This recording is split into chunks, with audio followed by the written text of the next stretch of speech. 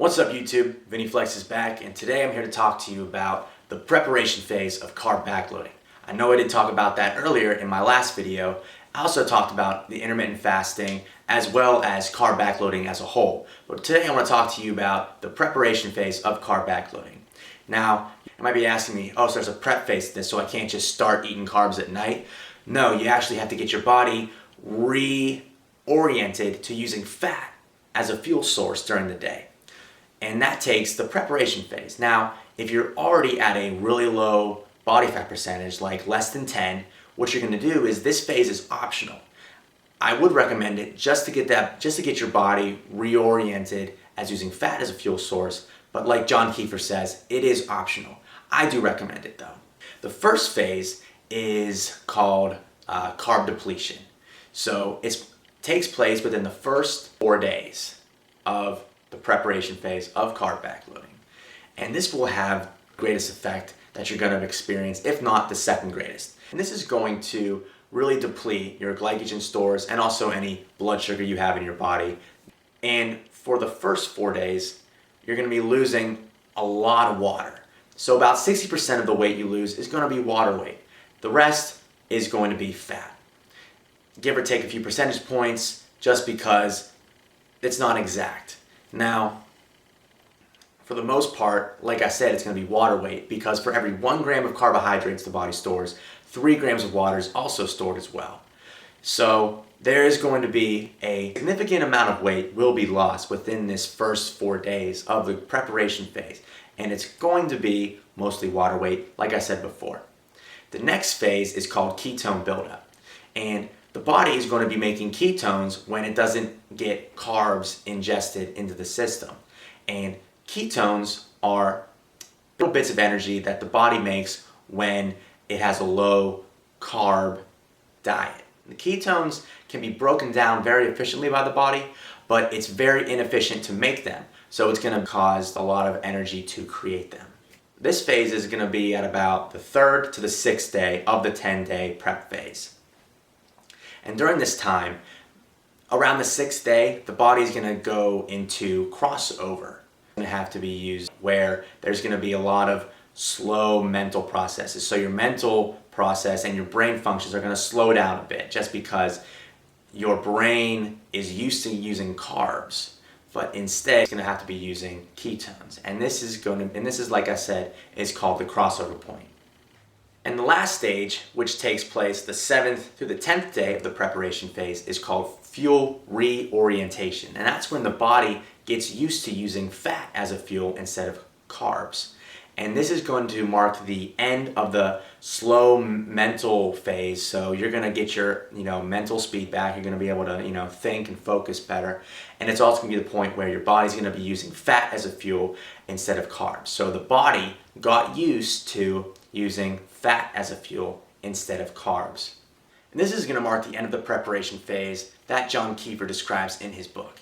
Now, I want to tell you a little bit about my experiences with the prep phase. Now, what you want to do during the prep phase is keep your usable carbs low. And that means eating, high fat, high protein meals. So any sort of, animal protein. You want to kind of stay away from any milk, because there are 8 grams of sugar per 1 serving of milk. A lot of people don't know that, but there is sugar in milk. And you kind of want to stay away from that. Even the high fat stuff, there's going to be sugar in it. And during the preparation phase, you want to keep your fibrous carbs high. So basically anything that was green or had a face at one point, you can eat. So leafy greens and, cow, pig, fish, chicken, basically anything that was walking around. Now, you kind of want to stay away from processed meats, like, processed breakfast sausage, processed meats in general. Make sure you watch the nutrition label. Check that, because the carbs will sneak up on you. For the first 1 or 2 days, I was thinking that I was getting a high protein, high fat diet. But it turned out that I was eating this sausage, but it had sugar in it. It had like 4 grams of sugar per serving, and I was having, 2 or 3 servings. So that kind of, skewed my results a little bit. And, I felt good for the first few days, and that was expected, but then I, made sure that I was watching my carbs, and it wasn't hard after that. And whenever I got done with that phase, like the first few days, I was losing a lot of weight, like was mentioned before, and I was feeling pretty good just because I was used to intermittent fasting. And that's whenever you have a little eating window. I've mentioned that in my previous video as well. And that's when you have that little eating window. And I think my body was used to making ketones, at least during the first part of the day. So from the first few hours after I woke up, my body was already used to making ketones and using those ketones as fuel. So I wasn't really feeling any detrimental effects of the carb backloading preparation phase. With that being said, after the first 6 or 7 days, it started to really slow down on me. I started to feel really, really tired, and I actually kind of felt sick.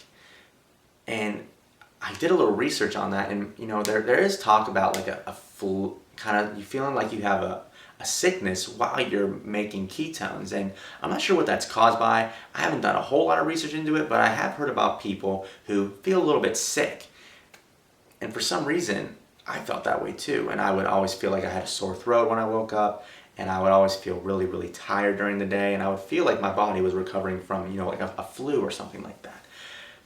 But afterwards, like the last phase of the preparation phase said, I started to feel a little bit better. My body was getting used to using fat as a fuel source instead of just carbs. And one thing that I recommend that everyone does if they try the preparation phase is do high intensity interval training. Now, high intensity interval training is anything where you do short bouts of high intensity, full out, max out exercise. So that can mean running for 20 seconds, sprinting as hard as you can for 20 seconds, and then jogging for 40 seconds or walking for 40 seconds. So you're keeping your heart rate really, really high, going as balls to the wall as you can for 20 seconds, and then for 40 seconds out of that minute, you are jogging or resting. You kind of want to keep yourself moving, so you don't want to just stop. So you can keep on walking at a slight jog, like a swift jog, something like that. And that really helped because that kind of training, that kind of cardio training, really depletes the glycogen stores that are stored in the body faster than steady state cardio. So that's one thing that I definitely recommend. You can actually shorten the preparation phase by 1, 2, or 3 days just by doing high intensity interval training during your preparation phase. So that's one thing to think about. That basically wraps up this video, keeping it kind of short today. If you have any questions about the preparation phase, or if you have any questions at all about what else I didn't cover, make sure you write a comment and list any questions you have. Remember to like my video, subscribe to my channel, and just remember guys, always stay flexed.